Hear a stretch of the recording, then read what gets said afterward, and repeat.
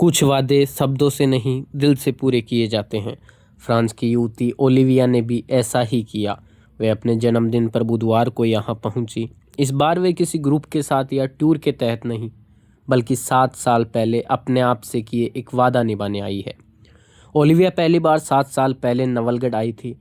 तब भी उस दिन उनका जन्मदिन था। वे उस समय ग्रुप के साथ यहाँ घूमने आई थी।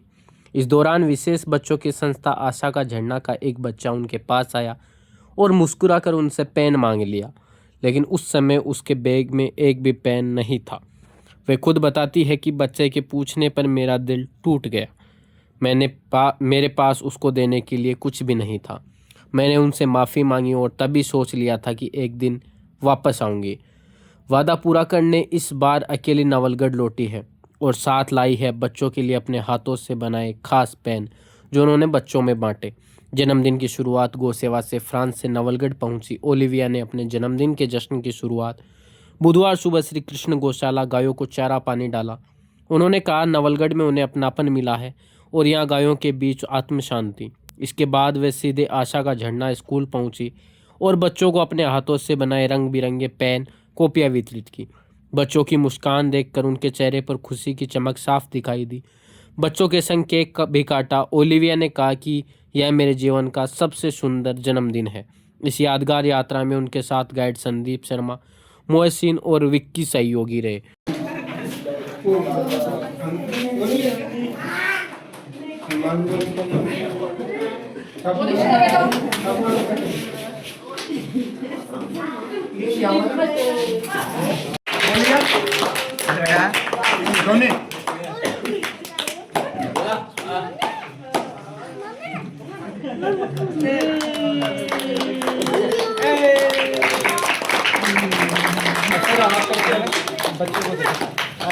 Happy birthday.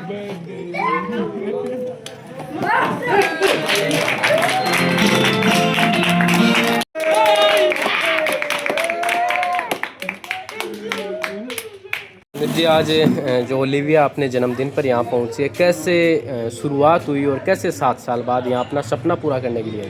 पूरी कहानी। 7 साल पहले ये ग्रुप के साथ भी आई थी विजिट के लिए, तो पोदार हवेली पे हमारी मुलाकात हुई थी।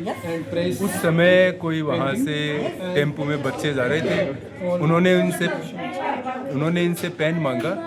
तो उस समय इनके पास में पेन नहीं था, तो इन्होंने प्रॉमिस किया कि मैं जब भी इंडिया आऊँगी, जब मैं बच्चों के लिए पेन वगैरह लेके आऊँगी, तो कुछ पेन ये साथ में लेके आई है और कुछ सामान हमने बाज़ार से ख़रीदा है। ये इनकी ड्रीम थी कि मैं मेरा बर्थडे बच्चों के साथ में। ये पेन जो है ये उन्होंने खुद ने बनाए हैं अपने हाथों से। अच्छा, Your dream is successful 7 years ago. What you think? So Thank you.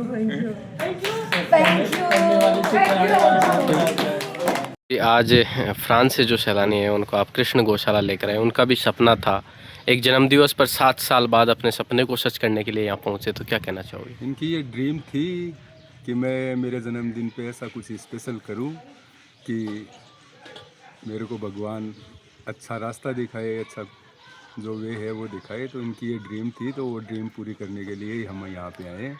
यहाँ के बाद हम आशा का झरना में जाएंगे, वहाँ भी हम कुछ पेन, चॉकलेट, फ्रूट वगैरह डिस्ट्रीब्यूट करेंगे। अच्छा होगी।